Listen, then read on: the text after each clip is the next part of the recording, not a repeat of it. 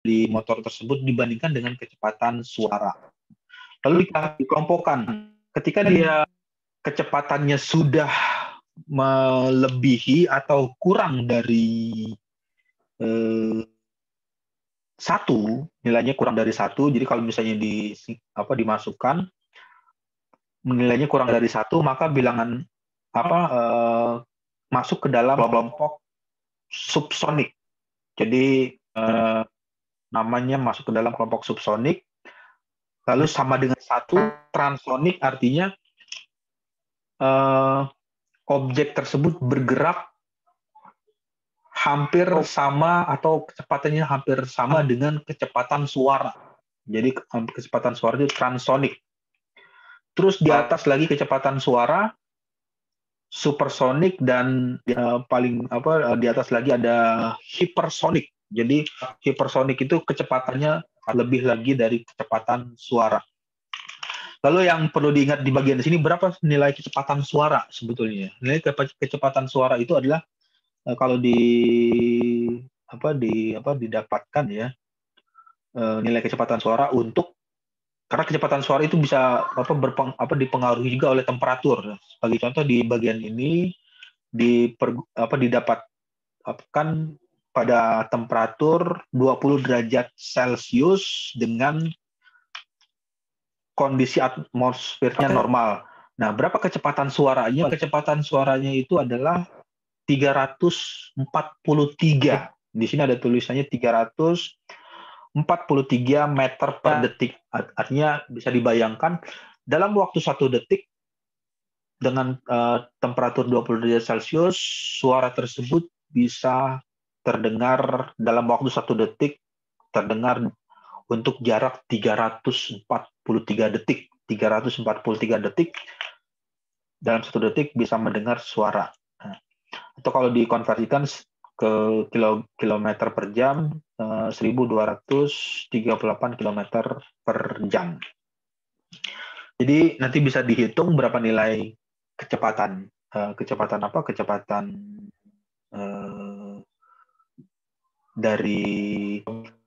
dari objek tersebut, apakah dia masuk ke dalam kategori subsonik, transonik, supersonik, atau hipersonik. Jadi perbandingan antara objek yang bergerak, objeknya apa yang bergerak, dibandingkan dengan kecepatan suara tersebut. Jadi kalau dituliskan bilangan Mach tujuannya untuk mengkarakterisasi efek kompresibilitas suatu aliran dalam bentuk umum, dituliskan seperti ini. Jadi ini adalah M-nya sama dengan V. Ini adalah kecepatan aliran rata-rata. Jadi kecepatan rata-rata atau kecepatan aliran atau kecepatan dari objek tersebut. Kalau misalnya objeknya adalah pesawat, berapa kecepatan pesawat tersebut dibagi dengan kecepatan suara. Jadi kecepatan suara dibagi dengan kecepatan pesawat dibagi dengan kecepatan suara. Berapa nilai M-nya? Kalau misalkan nilai Mach-nya itu didapat kurang dari 1, misalnya didapatkan 0,5 atau 0,8, berarti dia masuk ke dalam kategori subsonik. Tapi kalau misalnya pada saat dibaginya itu sama atau hampir sama, nilai Mach-nya 1, maka dia dikategorikan ke dalam transsonik. Nanti kita coba lihat lagi di slide berikutnya apa itu subsonik, subsonik, transsonik, supersonik, dan hipersonik. Nah, di Mach ini, klasifikasi angka Mach number umumnya atau biasanya itu seringkali digunakan untuk menentukan kecepatan atau bahkan peluru. Jadi kalau pada saat merancang atau membuat peluru kendali, peluru dari senapan atau pistol, itu yang dihitung adalah berapa bilangan Mach-nya, berapa bilangan Mach number-nya, apakah dia masuk ke dalam subsonik atau masuk ke dalam transsonik supersonik atau hipersonik. Lalu secara umum Mach number ini dikelompokkan atau diklasifikasikan atau dibagi menjadi 5 ya. Nah, ini ada penjelasannya nih. Mengenai subsonik. Jadi kalau diartikan subsonik itu bilangan Mach-nya itu 0,8. Jadi 0,8 untuk bilangan Mach subsonik. Jadi kalau dikonversi ke meter per second, kecepatannya itu ya di bawah 273 ya, 273 meter per second. Nah, karakteristiknya yang biasa dibuat untuk pesawatnya itu untuk klasifikasi subsonik biasanya pesawat yang pendorongnya itu atau penggeraknya itu berasal atau menggunakan baling-baling dan turbofan dengan sayap ramping dan desain tumpul seperti desain tumpul pada bagian ujung atau bagian hidung pesawat pada bagian depannya tumpul dan tepi depan sayap. Nah, ini umumnya biasanya subsonik ini adalah untuk pesawat-pesawat penumpang, pesawat seperti pesawat Garuda, pesawat Lion Air, Sriwijaya itu biasanya dia masuk ke dalam kategori subsonik. Lalu ada juga yang berikutnya masuk ke dalam kelompok transsonik. Nah, di transsonik ini bilangan Mach-nya itu antara 0,8 sampai 1,3. Jadi dia sudah bisa melebihi kecepatan suara. Jadi kalau kecepatan suaranya itu udah 1:1, bisa 1:1 lebih. Jadi rentang kecepatan transsonik adalah rentang kecepatan ketika aliran udara di sekeliling sebuah pesawat memiliki kecepatan antara subsonik dan supersonik. Nah, ini biasanya digunakan untuk pesawat kecepatan tinggi ya, seperti pesawat tempur. Kemudian supersonik ini juga digunakan untuk pesawat tempur yang lebih canggih lagi karena dia harus memiliki kecepatan manuver yang cukup tinggi, cukup cepat, jadi bisa mengejar atau mendahului pesawat tersebut, atau juga bisa digunakan untuk pesawat. Jadi atau juga bisa digunakan untuk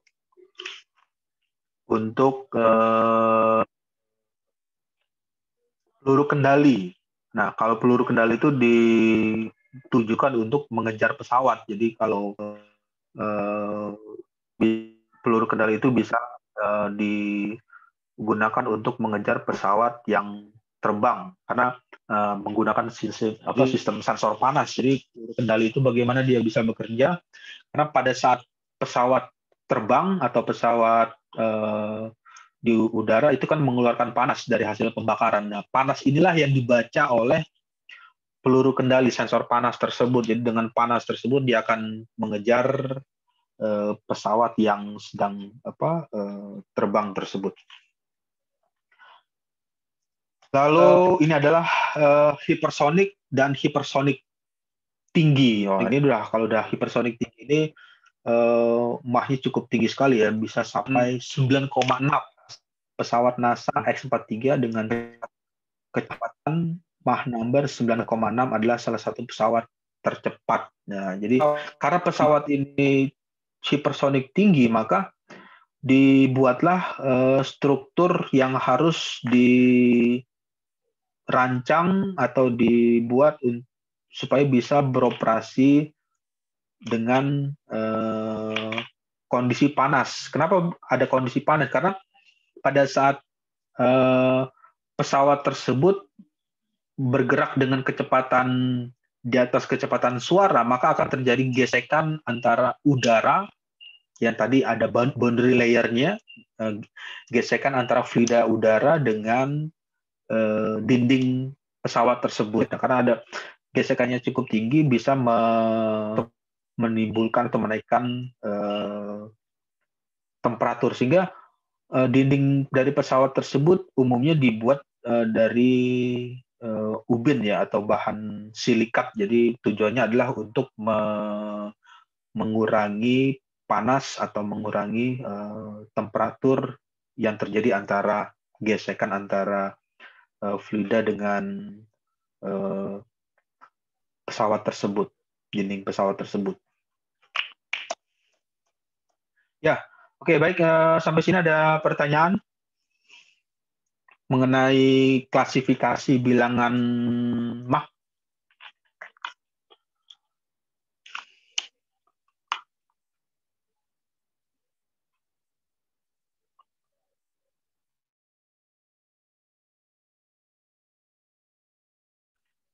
Ya, oke, baik. Kalau tidak ada pertanyaan atau mungkin belum terpikirkan mau menanyakan apa,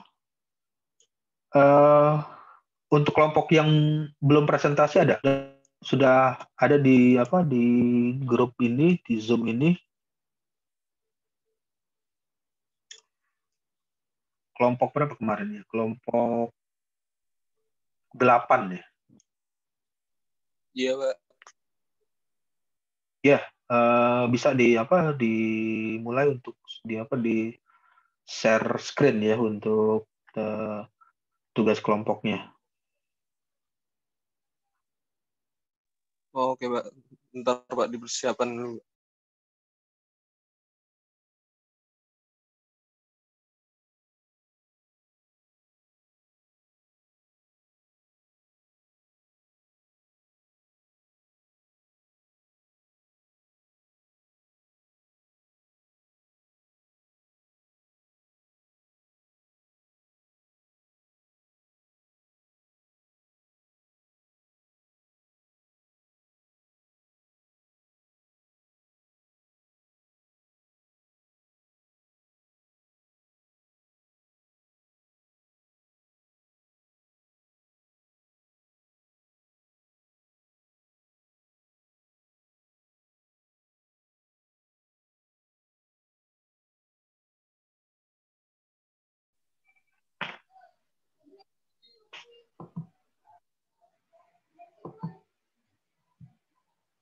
Ini udah slideshow belum?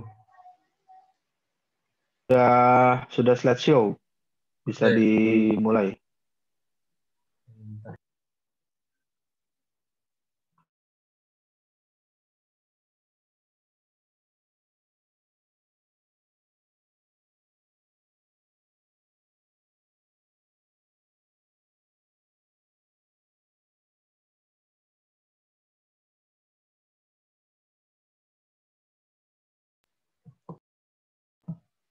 Assalamualaikum warahmatullahi wabarakatuh. Perkenalkan. Ya, waalaikumsalam warahmatullahi wabarakatuh. Suara saya double atau enggak, Pak? Suaranya ini kurang jelas tadi. Oke. Bentar.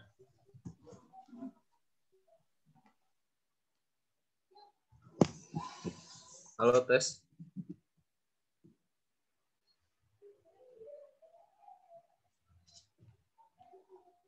Termasuk efisien komputasi,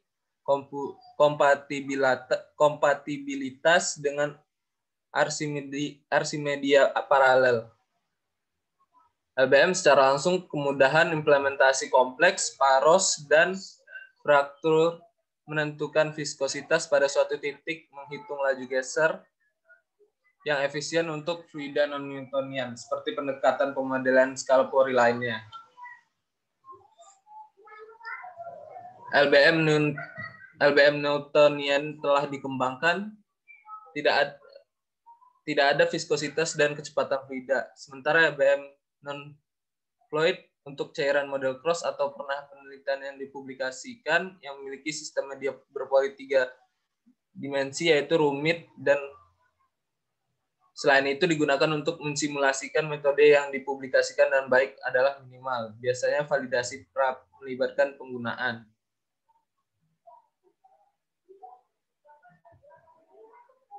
Selanjutnya dilanjutkan oleh teman saya. Selanjutnya bahan ada sodium azida, tingkat reagen diperoleh dari sigma aldrich.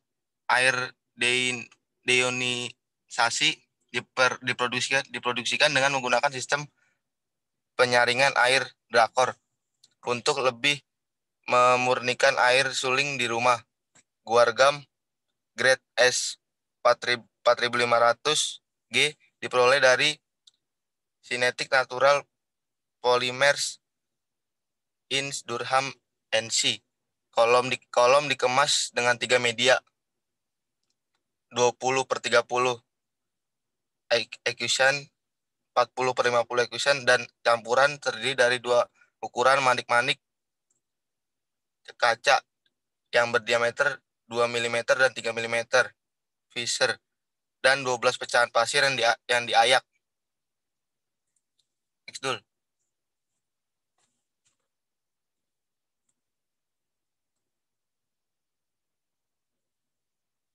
Metode yang pertama adalah larutan guargam.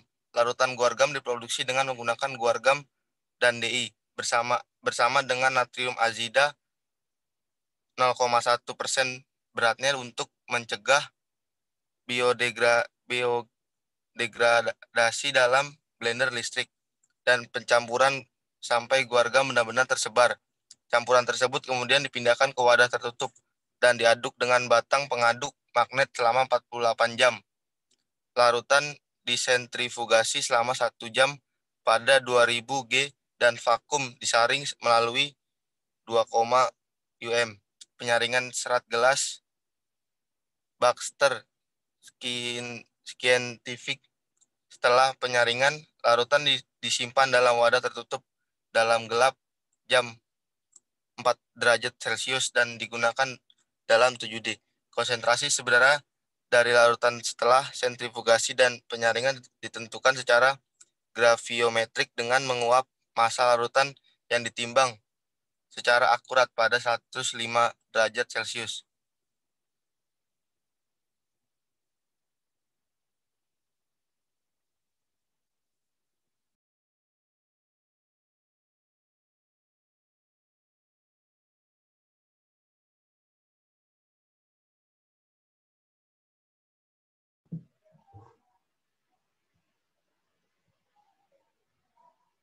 Yang kedua yaitu reometri.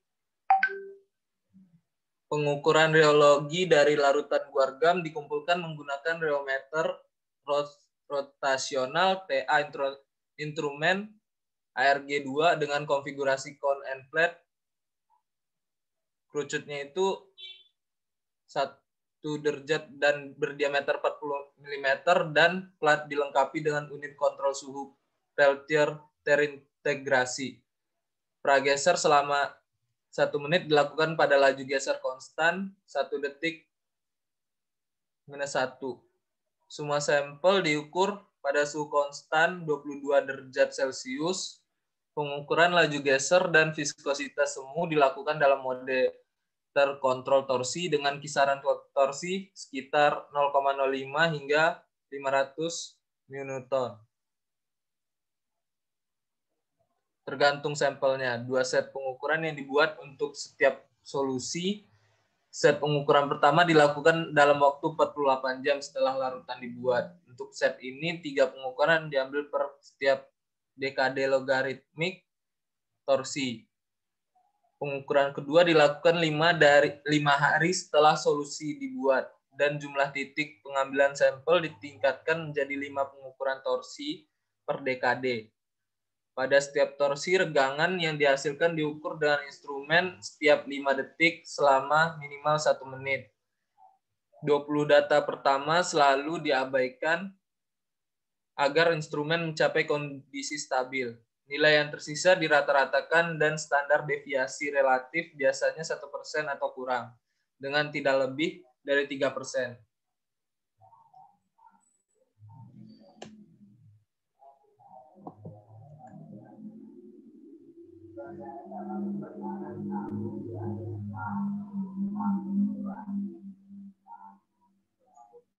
Lanjut, Ri. 3. Eksperimen kolom.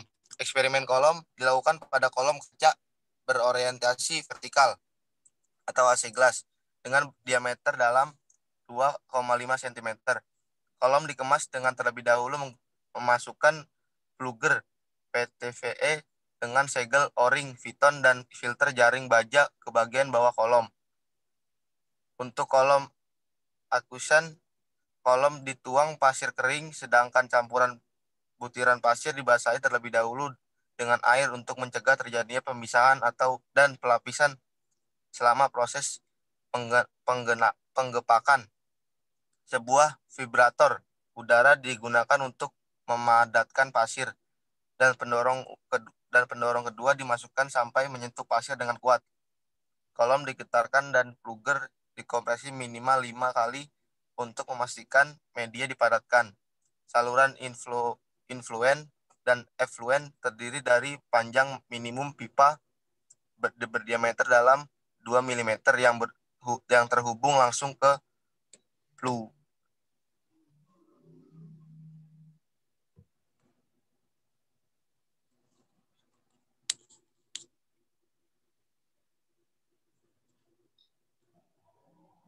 Simulasi lattice Boltzmann. Kami menggunakan LBM 3 dimensi, vektor kecepatan 19 untuk mensimulasikan aliran fluida model silang dalam sistem medium berpori sintesis.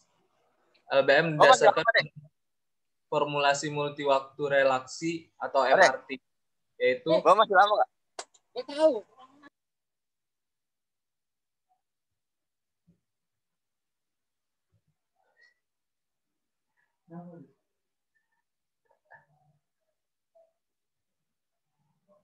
hasil dan diskusi. Yang pertama eksperimental. Nilai yang dipasang untuk setiap parameter model cross ditampilkan di meja. Seperti yang diharapkan, viskositas geser 0 meningkat dengan konsentrasi guargam dengan kisaran kira-kira 3 kali lipat untuk larutan yang digunakan dalam penelitian ini. Viskositas geser tak terbatas untuk semua konsentrasi berada dalam faktor 2, yang menunjukkan bahwa solusi menyatu menuju viskositas serupa pada laju aliran tinggi. Parameter eksponensial N sangat mirip untuk larutan 2-5 gram per kilogram, berkisar antara 0,679 sampai 0,707. Konsentrasi gam terendah 0,051 gram per kilogram, menunjukkan peningkatan N nilai masing-masing 0,817 dan 0,754. Kesesuaian untuk solusi terakhir ini juga menunjukkan sensitivitas yang relatif kecil karena nilai yang rendah dari K.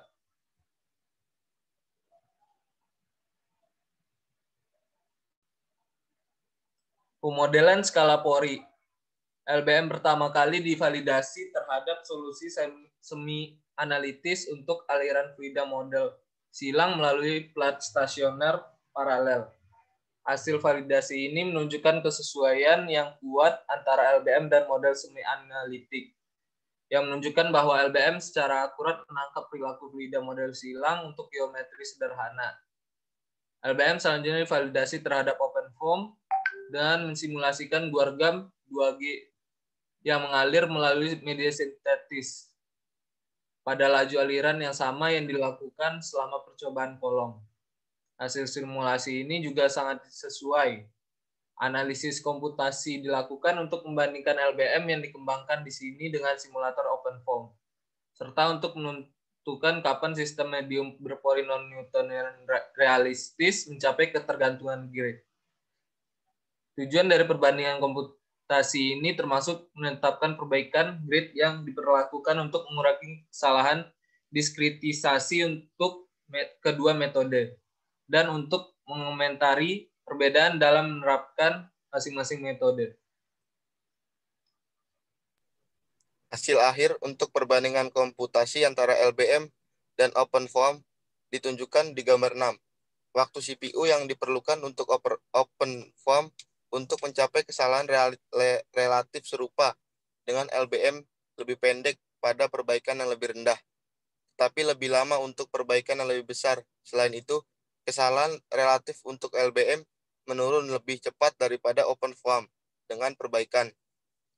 Simulasi mesh L2 untuk OpenFOAM mencapai tingkat konvergensi yang sama dengan LBM dengan peningkatan kehalusan. Satu perbedaan antara pemecah yang mungkin menjelaskan mengapa OpenFOAM lebih cepat daripada LBM untuk sistem yang kurang halus adalah bahwa utilitas SimpleFOAM adalah pemecah kondisi tunak, sedangkan LBM mensimulasikan sistem transient hingga kondisi tunak tercapai. Simulasi dengan pemecah OpenFOAM transient secara signifikan kurang efisien daripada yang dilaporkan berdasarkan simulasi kondisi tunak. Kesalahan relatif berdasarkan hasil eksploitasi Richardson 3 di mana kesalahan relatif di bawah 5%. Ini dipilih sebagai diskritisasi di mana efek grid. Lanjut, Tul.